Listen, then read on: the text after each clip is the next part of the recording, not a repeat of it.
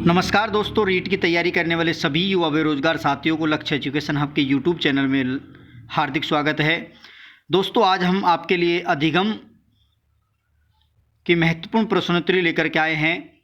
आने वाले 31,000 पदों के लिए ये महत्वपूर्ण प्रश्नोत्तर की सीरीज हम आपके लिए शुरू कर रहे हैं। तो दोस्तों, आज हम सबसे पहले अधिगम के कुछ महत्वपूर्ण प्रश्नोत्तर आपके लिए लेकर के आए हैं। तो दोस्तों, सभी विद्यार्थियों से निवेदन है कि एक बार इस वीडियो को शुरू से अंत तक देखें, क्योंकि हम आपके लिए यहाँ जो क्वेश्चन लेकर के आए हैं वो एकदम नए हैं और एक क्वेश्चन में हम आपको 4 प्रश्नों के उत्तर एक साथ देने वाले हैं, जिससे आपको बहुत ज़्यादा बेनिफिट भी होने वाला है। तो दोस्तों, इस वीडियो को शुरू से अंत तक देखें और देखने के साथ इस वीडियो को लाइक करें और अपने दोस्तों को ज़्यादा से ज़्यादा शेयर करें। तो दोस्तों, देखते हैं आज का पहला क्वेश्चन। तो दोस्तों, पहला क्वेश्चन है असुमेलित करना है, असुमेलित छांटना है। एक तरफ 4 परिभाषाएं दी हुई है और एक तरफ 4 उनके परिभाषा देने वाले मनोवैज्ञानिक हैं, विचारक हैं। तो दोस्तों, पहली परिभाषा है यहाँ दोस्तों, ये 1 है, 2 और 3 और 4 है, ये मिसप्रिंट हो गया है। तो पहली परिभाषा है आदत ज्ञान अभिवृत्तियों का अर्जन। किसकी परिभाषा है? क्रो एंड क्रो की। दूसरी देखते हैं प्रशिक्षण में अनुभव के द्वारा व्यवहार में परिवर्तन, गेट्स व अन्य की। सीखना विकास की प्रक्रिया, स्किनर की। तीसरा, व्यवहार में परिवर्तन ही अधिगम है, पील की। तो दोस्तों, इसमें असुमेलित कौन सा है? तो दोस्तों, इसमें इसका आंसर रहने वाला क्या है? तो दोस्तों, इसका आंसर सी रहने वाला है। कौन सा रहने वाला है? सी रहने वाला है, क्योंकि ये ए, बी और सी और डी। तो इसका थर्ड आंसर रहने वाला है, क्योंकि सीखना विकास की प्रक्रिया है। ये परिभाषा दोस्तों वुडवर्थ की है। किसकी है? वुडवर्थ की है, स्किनर की नहीं है। स्किनर ने तो एक परिभाषा दी थी जो इस वीडियो में आपको मैं आगे लेकर के आया हूँ, तो उसको आप अवश्य देखें। तो आदत ज्ञान व अभिवृत्तियों का अर्जन ही अधिगम है। किसने कहा? क्रो एंड क्रो ने। प्रशिक्षण व अनुभव के द्वारा व्यवहार में परिवर्तन, गेट्स व अन्य ने कहा। और व्यक्ति में परिवर्तन की ही अधिगम है, व्यक्ति में जो परिवर्तन होते हैं उसे ही अधिगम कहा है, ये पील महोदय ने कहा है। और सीखना विकास की प्रक्रिया है, ये वुडवर्थ की है। यही इसमें क्या है? गलत है। अगला क्वेश्चन है दोस्तों, निम्न में से कौन सा कथन अधिगम की प्रक्रिया को उचित ढंग से प्रस्तुत करता है? कौन सा कथन है जो अधिगम की प्रक्रिया को उचित ढंग से प्रस्तुत करता है? तो पहला ऑप्शन है व्यवहार में परिवर्तन, दूसरा है सामाजिक व्यवहार में परिवर्तन, तीसरा है कक्षा कक्ष अधिगम, चौथा है संवेदनाओं में परिवर्तन। तो दोस्तों, क्या आंसर रहने वाला है? तो इसका सबसे अच्छा आंसर क्या होगा? तो इसका सबसे अच्छा आंसर रहने वाला है व्यवहार में परिवर्तन। जब किसी बालक, किसी व्यक्ति के व्यवहार में परिवर्तन होता है तो वही अधिगम है। कोई व्यक्ति कुछ भी कार्य करता है, पहले वो कुछ नहीं जानता है, अचानक से वो धीरे धीरे सीख करके जब उसको पूर्णतः सीख जाता है तो उसके व्यवहार में क्या हो जाता है? परिवर्तन हो जाता है। मान लीजिए कि आप टीचर बनने जा रहे हो और टीचर बनने से पहले आपका व्यवहार और टीचर बनने के बाद आपके जो व्यवहार में जो परिवर्तन है वही क्या है? अधिगम है। क्योंकि आप सीख गए हो, अब आप क्या बन गए हो? एक अध्यापक बन गए हो। तो ये इसका पहला आंसर सही है। अगला क्वेश्चन, निम्न में से कौन सा अधिगम के हस्तांतरण में मदद नहीं करता? कौन सा जो तथ्य है वो अधिगम के हस्तांतरण में मदद नहीं करता? तो ऑप्शन है पहला इच्छा शक्ति, उचित थकान, परिपक्वता या थकान। तो दोस्तों, इसका क्या आंसर रहने वाला है? तो इसका आंसर रहने वाला है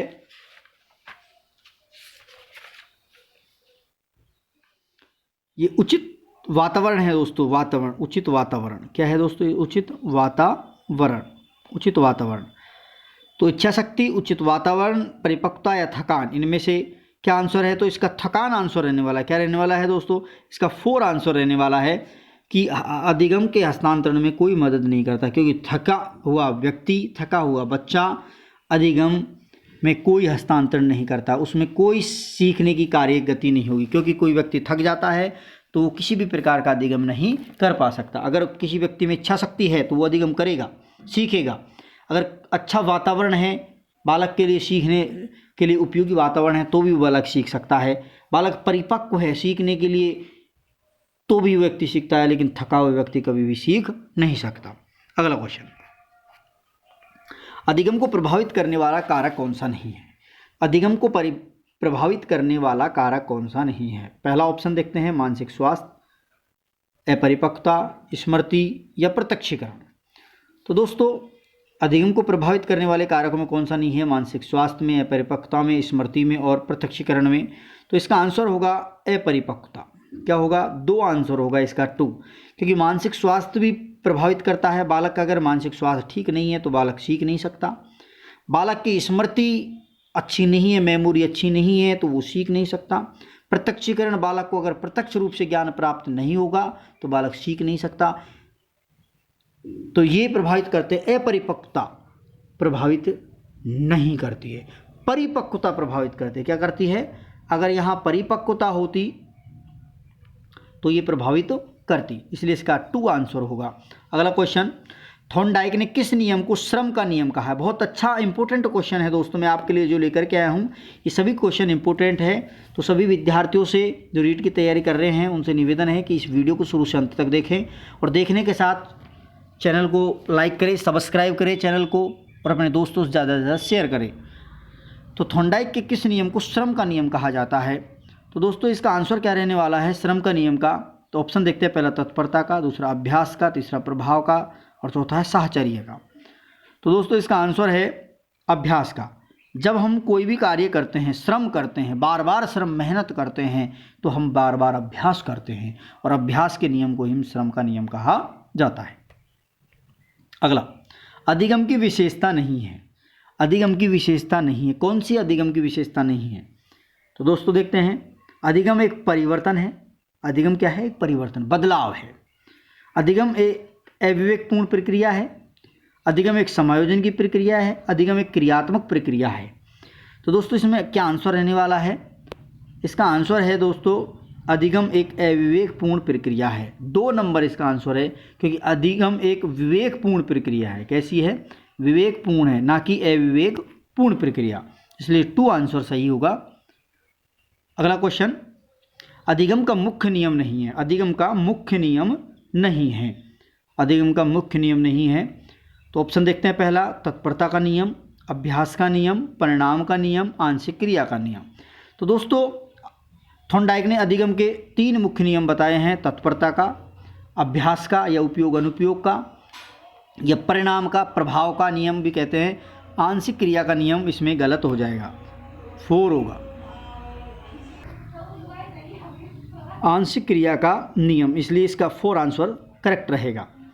अगला, संबंधवाद का सिद्धांत किसने दिया? संबंधवाद का सिद्धांत किसने दिया? तो ऑप्शन देखते हैं, पहला थॉर्नडाइक ने, पावलोव ने, स्किनर ने, हल ने। तो इसका आंसर क्या रहने वाला है? थॉर्नडाइक ने संबंधवाद का सिद्धांत दिया था। और संबंध प्रतिक्रिया का सिद्धांत किसने दिया है? पावलोव ने दिया है। तो इसलिए इसका आंसर क्या होगा? 1 होगा थॉर्नडाइक। अगला है, अगला क्वेश्चन दोस्तों, पावलोव ने अनुकूलित अनुक्रिया सिद्धांत में घंटी में कौन सा उद्दीपक बताया है? पावलोव में के जो अनुकूलित अनुक्रिया का जो सिद्धांत दिया है उसमें घंटी में कौन सा उद्दीपक बताया है? तो ऑप्शन देखते हैं, अनुबंधित उद्दीपक, अननुबंधित उद्दीपक, स्वाभाविक उद्दीपक या इनमें से कोई नहीं। तो दोस्तों इसका आंसर क्या रहने वाला है?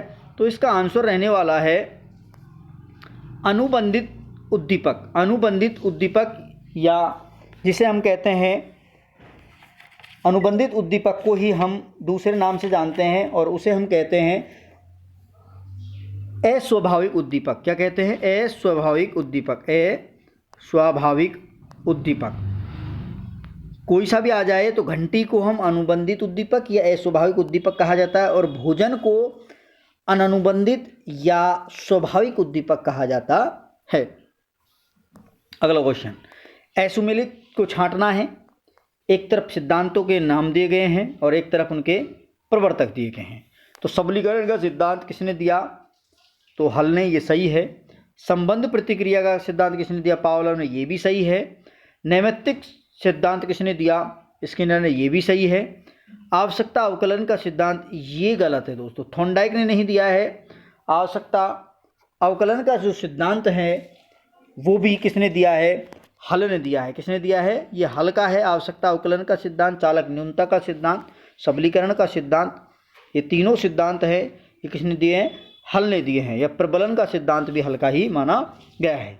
तो इसमें 4 आंसर इसका गलत होगा। अगला क्वेश्चन, थॉर्नडाइक ने व्यक्ति को किस आधार पर बांटा गया है? व्यक्ति को किस आधार पर बांटा गया? ये बहुत ज़्यादा इंपॉर्टेंट क्वेश्चन है दोस्तों, और ये पूछा गया क्वेश्चन है। मैं ये बता देता हूँ आपको, ये बिहार टेट का पूछा गया है। ये बिहार टेट का क्वेश्चन है। कहाँ का है दोस्तों? बिहार टेट में पूछा गया क्वेश्चन है। चिंता व कल्पना शक्ति के आधार पर व्यक्ति का वर्गीकरण किया है, प्रभुसत्ता अधीनस्थता पूर्ण के आधार पर, स्वतंत्रता निर्भरता के आधार पर, इनमें से कोई नहीं। तो दोस्तों इसका आंसर 2 रहने वाला है, प्रभुतापूर्ण व अधीनस्थतापूर्ण, सॉरी, इसका आंसर रहने वाला है चिंता व कल्पना शक्ति के आधार पर। थॉर्नडाइक ने व्यक्ति को चिंता व कल्पना के आधार पर बांटा गया है, और ये किस में आया था? बिहार टेट में ये क्वेश्चन आया हुआ है 2012, 11-12 में आया, 12 में आया है दोस्तों, 11 या 12 में है, तो ये क्वेश्चन आया हुआ है। अगला क्वेश्चन, एक बच्चा अतीत की समान परिस्थितियों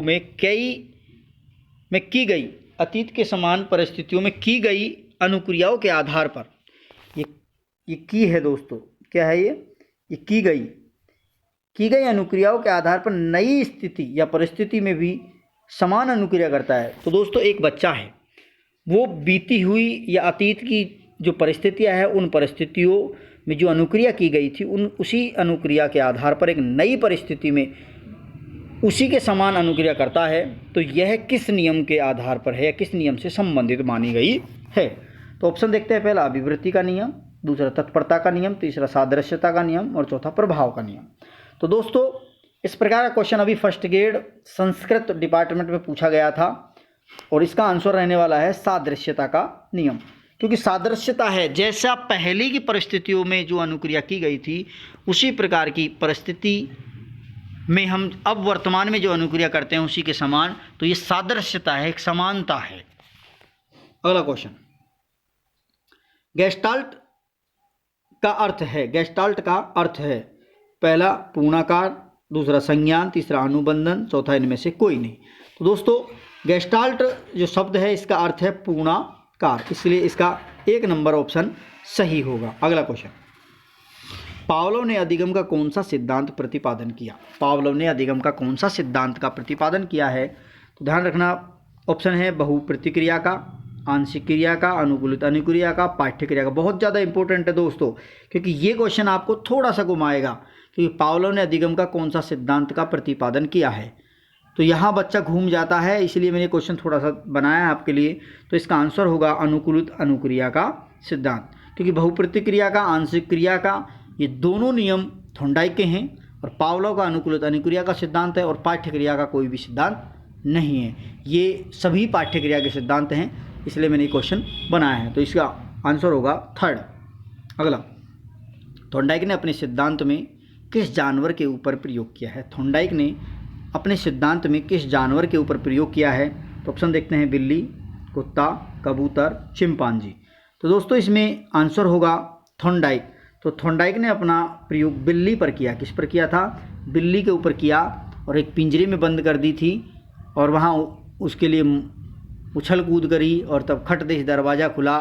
तो ये थॉर्नडाइक ने अपना प्रयोग किस पर किया था दोस्तों? बिल्ली पर किया था। अगला, स्किनर ने के अनुकूलित अनुक्रिया सिद्धांत की विशेषता नहीं है। स्किनर के अनुकूलित अनुक्रिया सिद्धांत की विशेषता नहीं है। बहुत बार पूछा गया क्वेश्चन, बहुत इंपॉर्टेंट है दोस्तों, कि स्किनर के अनुकूलित अनुक्रिया सिद्धांत की विशेषता नहीं है। क्या विशेषता नहीं है? तो दोस्तों देखते हैं, बालकों के भाषात्मक विकास में सहायक है।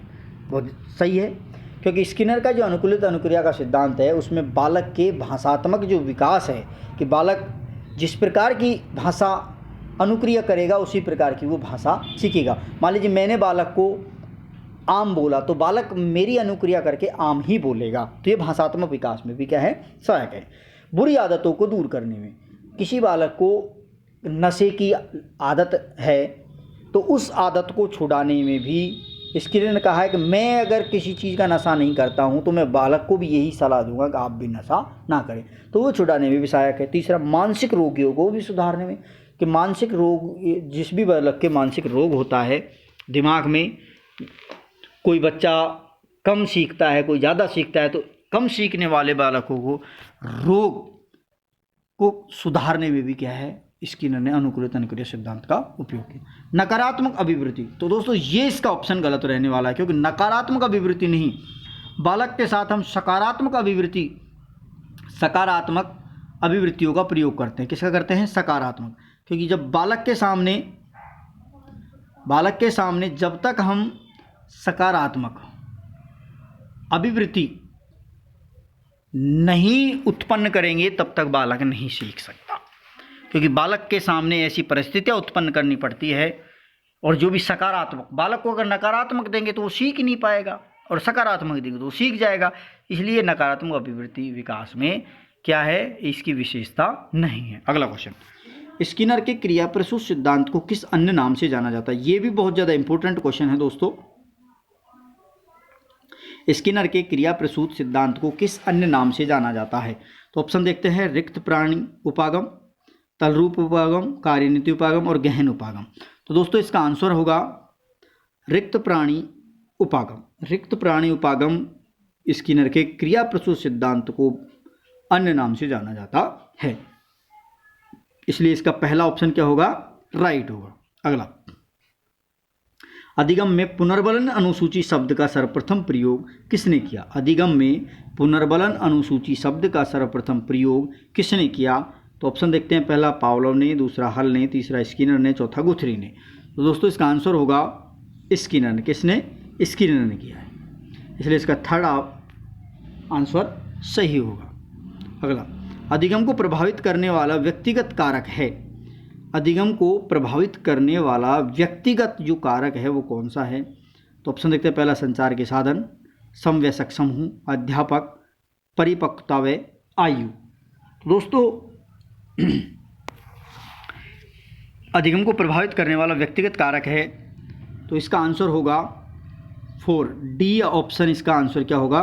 डी होगा, 4 होगा इसका आंसर। यहाँ परिपक्वता व आयु अधिगम को प्रभावित करने वाले व्यक्तिगत कारक माने जाते हैं। अगला क्वेश्चन, सीखना व्यवहार में उत्तरोत्तर सामंजस्य की प्रक्रिया है, यह कथन किसका है? सीखना व्यवहार में उत्तरोत्तर सामंजस्य की प्रक्रिया है, यह कथन किसका है? मैंने आपको बताया था पहला जब क्वेश्चन पढ़ाया था, जब परिभाषाओं में, कि ये परिभाषा इस व्यक्ति की परिभाषा आगे आएगी, तो वो परिभाषा ये उसकी है। तो इसका आंसर क्या होगा? स्किनर होगा। क्या होगा? स्किनर की परिभाषा है, सीखना व्यवहार में उत्तरोत्तर सामंजस्य की प्रक्रिया है। और ये बहुत ज़्यादा इंपॉर्टेंट है, क्योंकि अधिकांशतः ये क्वेश्चन पूछा जाता है और ये परिभाषा बहुत ज़्यादा पूछी जाती है, चाहे वो बिहार टेट हो, यूपी टेट हो, एमपी टेट हो, सी टेट हो, आर टेट हो, ऑल इंडिया के जितने भी टेट होते हैं उनमें सबसे ज़्यादा पूछा जाने वाला क्वेश्चन है ये। अगला, असत्य कथन को छांटना है। असत्य कथन को छांटना है, प्रतिस्थापन का सिद्धांत गुथरी ने दिया, ये सही है। अंतर्दृष्टि व सूझ का सिद्धांत कोहलर ने दिया, ये भी सही है। सामाजिक अधिगम का सिद्धांत बांडुरा ने दिया, ये भी सही है। तलरूप सिद्धांत गैने का, ये गलत, क्योंकि तलरूप जो सिद्धांत है दोस्तों गैने का नहीं है। तलरूप जो सिद्धांत है कुर्ट लेविन का है। किसका है? कुर्ट लेविन का। कुर्ट लेविन का क्षेत्रीय सिद्धांत बोल दीजिए, चाहे तलरूप सिद्धांत बोल दीजिए, तो तलरूप सिद्धांत इसका कुर्ट लेविन का है, ना कि गैने का है। तो इसलिए प्रतिस्थापन गुथरी का ये भी सही था, अंतर्दृष्टि सूझ कोहलर का ये भी सही था, सामाजिक अधिगम सिद्धांत बांडुरा ये भी सही था, तलरूप सिद्धांत कुर्ट लेविन का है। अगला, तो दोस्तों ये थे कुछ महत्वपूर्ण आपके अधिगम से संबंधित क्वेश्चन, जो शिक्षा मनोविज्ञान की जो 30 प्रश्न आपके रीट में आने वाले हैं उनके लिए बहुत ज़्यादा इम्पोर्टेंट है। दोस्तों ये आज का अधिगम का फर्स्ट वीडियो था, मैं और आपके लिए वीडियो बनाऊंगा अधिगम से संबंधित। तो सभी विद्यार्थियों से निवेदन है कि एक बार इस वीडियो को शुरू से अंत तक देखें। आपके क्वेश्चन आपके यहाँ से 100% फंसेगा, ये मैं आपको दावे के साथ कह देता हूँ, क्योंकि मैं आपको एक प्रश्न में 4 प्रश्न इंक्लूड करके और आपको एक क्वेश्चन बनाया है, जिससे आपका ये चैप्टर क्लियर हो जाए। तो सभी विद्यार्थियों से निवेदन है कि वीडियो को शुरू से अंत तक देखें, लाइक करें, लिंक को शेयर करें और ज़्यादा से ज़्यादा अपने दोस्तों को शेयर करने के बाद चैनल को सब्सक्राइब करने ना भूलें। धन्यवाद दोस्तों।